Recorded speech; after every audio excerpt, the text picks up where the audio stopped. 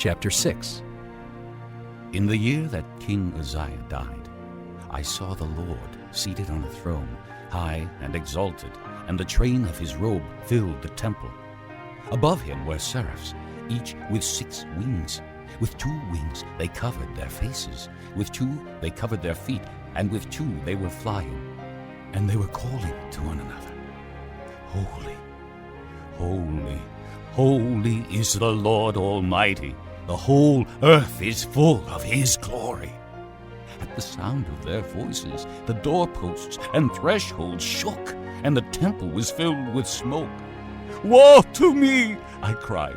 I am ruined, for I am a man of unclean lips, and I live among a people of unclean lips, and my eyes have seen the King, the Lord Almighty. Then one of the seraphs flew to me with a live coal in his hand, which he had taken with tongs from the altar.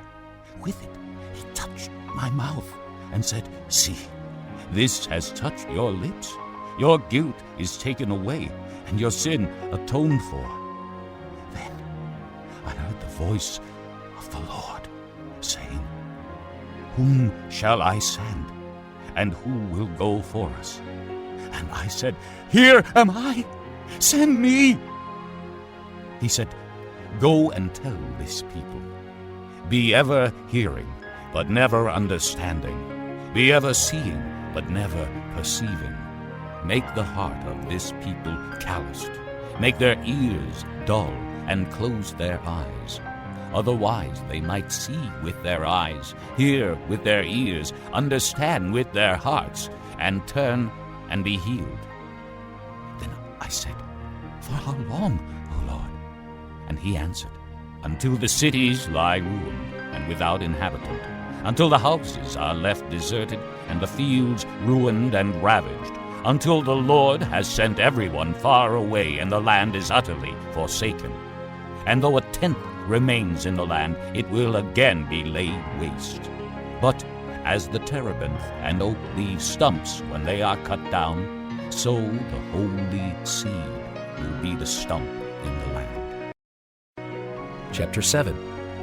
When Ahaz, son of Jotham, the son of Uzziah, was king of Judah, King Rezin of Aram, and Pekah, son of Remaliah, king of Israel, marched up to fight against Jerusalem, but they could not overpower it. Now the house of David was told, Aram has allied itself with Ephraim. So the hearts of Ahaz and his people were shaken, as the trees of the forest are shaken by the wind. Then the Lord said to Isaiah, Go out, you and your son Shear-Jashub, to meet Ahaz at the end of the aqueduct of the upper pool, on the road to the washerman's field. Say to him, Be careful, keep calm, and don't be afraid.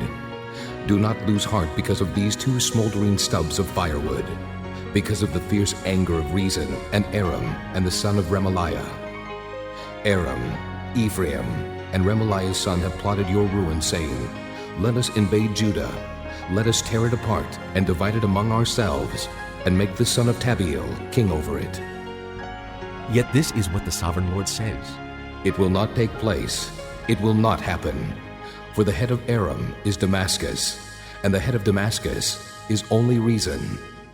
Within 65 years, Ephraim will be too shattered to be a people. The head of Ephraim is Samaria, and the head of Samaria is only Remaliah's son. If you do not stand firm in your faith, you will not stand at all. Again the Lord spoke to Ahaz. Ask the Lord your God for a sign, whether in the deepest depths or in the highest heights. But Ahaz said, I will not ask. I will not put the Lord to the test. Then Isaiah said, Hear now, you house of David. Is it not enough to try the patience of men? Will you try the patience of my God also? Therefore the Lord himself will give you a sign. The virgin will be with child, and will give birth to a son, and will call him Emmanuel. He will eat curds and honey when he knows enough to reject the wrong and choose the right. But before the boy knows enough to reject the wrong and choose the right, the land of the 2 kings you dread will be laid waste. The Lord will bring on you and on your people, and on the house of your father, a time unlike any since Ephraim broke away from Judah. He will bring the king of Assyria. In that day the Lord will whistle for flies from the distant streams of Egypt, and for bees from the land of Assyria. They will all come and settle in the steep ravines, and in the crevices in the rocks, on all the thorn bushes, and at all the water holes. In that day the Lord will use a razor hired from beyond the river, the king of Assyria, to shave your head and the hair of your legs, and to take off your beards also. In that day a man will keep alive a young cow and 2 goats, and because of the abundance of the milk they give, he will have curds to eat. All who remain in the land will eat curds and honey. In that day, in every place where there were 1,000 vines worth 1,000 silver shekels, there will be only briars and thorns. Men will go there with bow and arrow, for the land will be covered with briars and thorns. As for all the hills once cultivated by the hoe, you will no longer go there, for fear of the briars and thorns. They will become places where cattle are turned loose. Chapter 8. The Lord said to me, "Take a large scroll and write on it with an ordinary pen, Maher-shalal-Hashbaz. And I will call in Uriah the priest and Zechariah, son of Jeberechiah, as reliable witnesses for me." Then I went to the prophetess, and she conceived and gave birth to a son. And the Lord said to me, "Name him Maher-shalal-Hashbaz.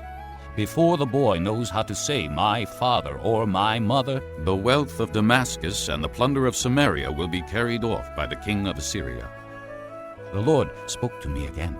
"Because this people has rejected the gently flowing waters of Shiloah, and rejoices over Rezon and the son of Remaliah, therefore the Lord is about to bring against them the mighty flood waters of the river, the king of Assyria with all his pomp. It will overflow all its channels, run over all its banks, and sweep on into Judah, swirling over it, passing through it, and reaching up to the neck. Its outspread wings will cover the breadth of your land, O Emmanuel. Raise the war cry, you nations, and be shattered. Listen, all you distant lands. Prepare for battle and be shattered. Prepare for battle and be shattered. Devise your strategy, but it will be thwarted. Propose your plan, but it will not stand, for God is with us." The Lord spoke to me with his strong hand upon me, warning me not to follow the way of this people.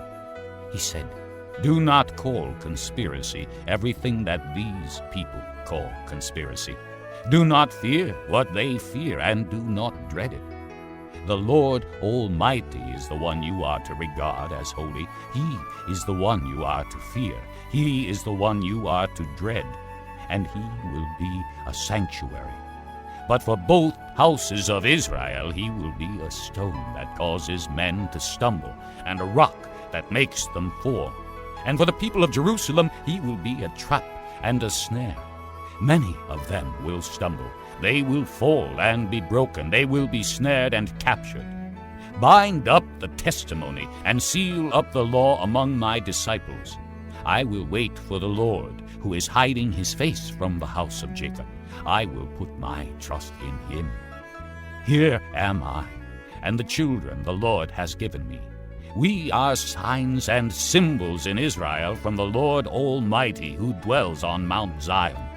When men tell you to consult mediums and spiritists who whisper and mutter, should not a people inquire of their God?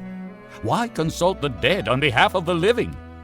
To the law and to the testimony. If they do not speak according to this word, they have no light of dawn. Distressed and hungry, they will roam through the land. When they are famished, they will become enraged, and looking upward will curse their king and their God.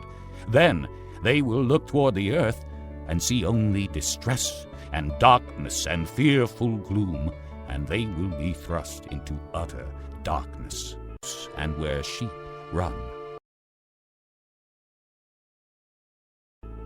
Chapter 9. Nevertheless, there will be no more gloom for those who were in distress. In the past he humbled the land of Zebulun and the land of Naphtali, But in the future he will honor Galilee of the Gentiles by the way of the sea along the Jordan.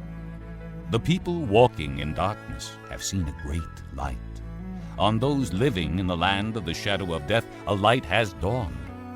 You have enlarged the nation and increased their joy. They rejoice before you as people rejoice at the harvest, as men rejoice when dividing the plunder. For as in the day of Midian's defeat, you have shattered the yoke that burdens them, the bar across their shoulders, the rod of their oppressor. Every warrior's boot used in battle and every garment rolled in blood will be destined for burning, will be fuel for the fire.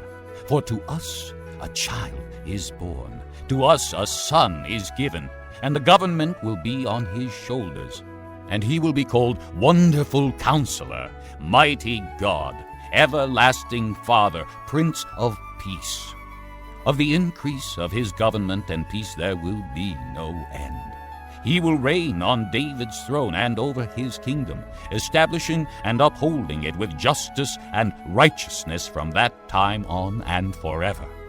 The zeal of the Lord Almighty will accomplish this. The Lord has sent a message against Jacob. It will fall on Israel. All the people will know it. Ephraim and the inhabitants of Samaria, who say with pride and arrogance of heart, "The bricks have fallen down, but we will rebuild with dressed stone.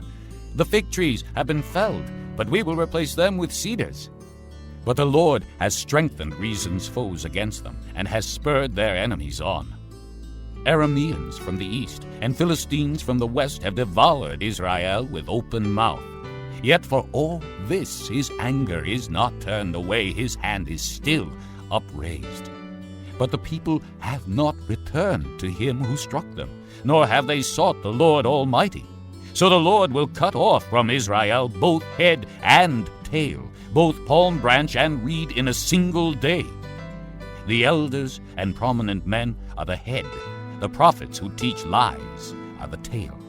Those who guide this people mislead them, and those who are guided are led astray.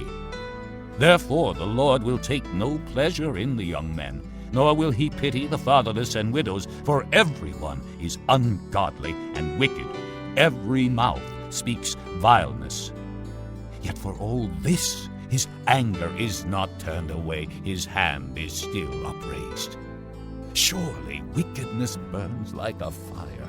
It consumes briars and thorns. It sets the forest thickets ablaze so that it rolls upward in a column of smoke.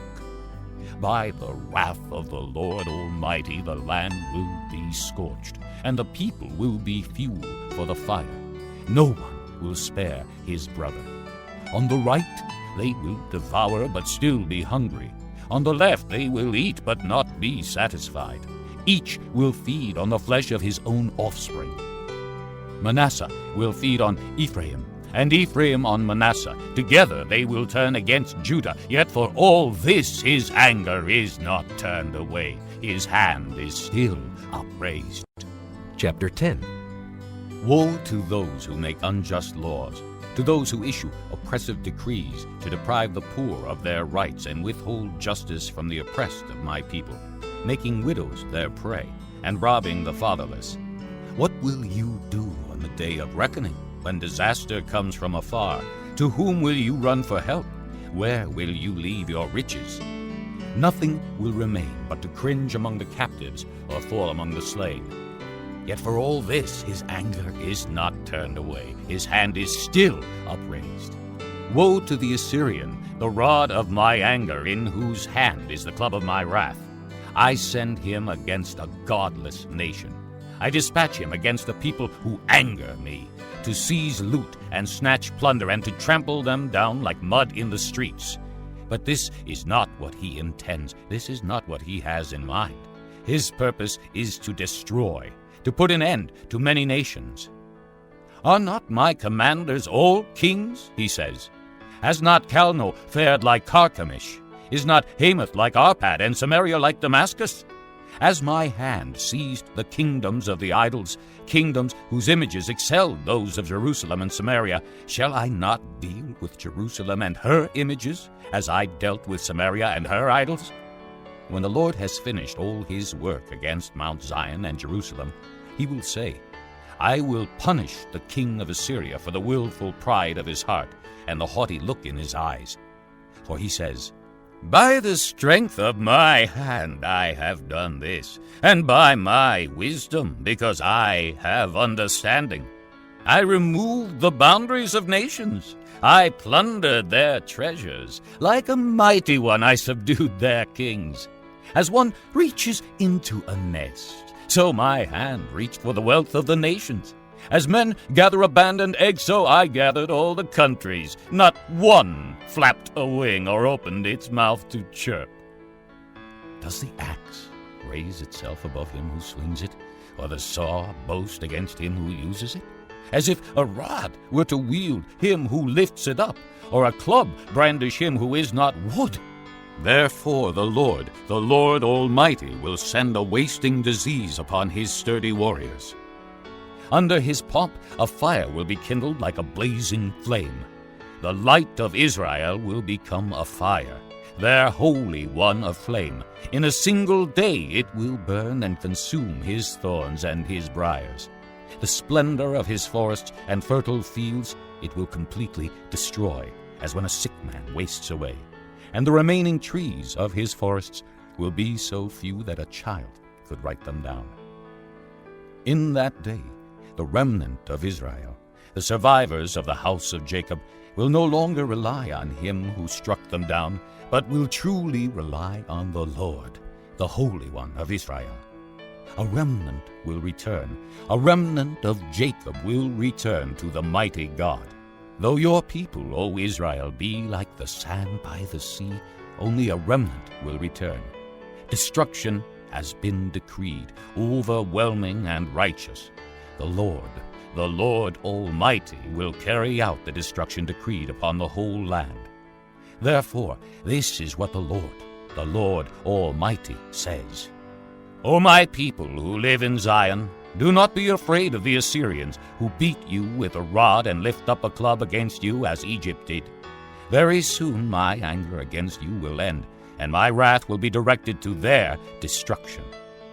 The Lord Almighty will lash them with a whip, as when he struck down Midian at the rock of Oreb, and he will raise his staff over the waters as he did in Egypt. In that day their burden will be lifted from your shoulders, their yoke from your neck. The yoke will be broken because you have grown so fat. They enter Aiath, they pass through Migron, they store supplies at Michmash. They go over the pass and say, We will camp overnight at Geba. Ramah trembles, Gibeah of Saul flees. Cry out, O daughter of Galim. Listen, O Laisha. Poor Anathoth. Madmanah is in flight. The people of Gebim take cover. This day they will halt at Nob. They will shake their fist at the mount of the daughter of Zion, at the hill of Jerusalem. See, the Lord Almighty will lop off the boughs with great power. The lofty trees will be felled, the tall ones will be brought low. He will cut down the forest thickets with an axe. Lebanon will fall before the mighty one.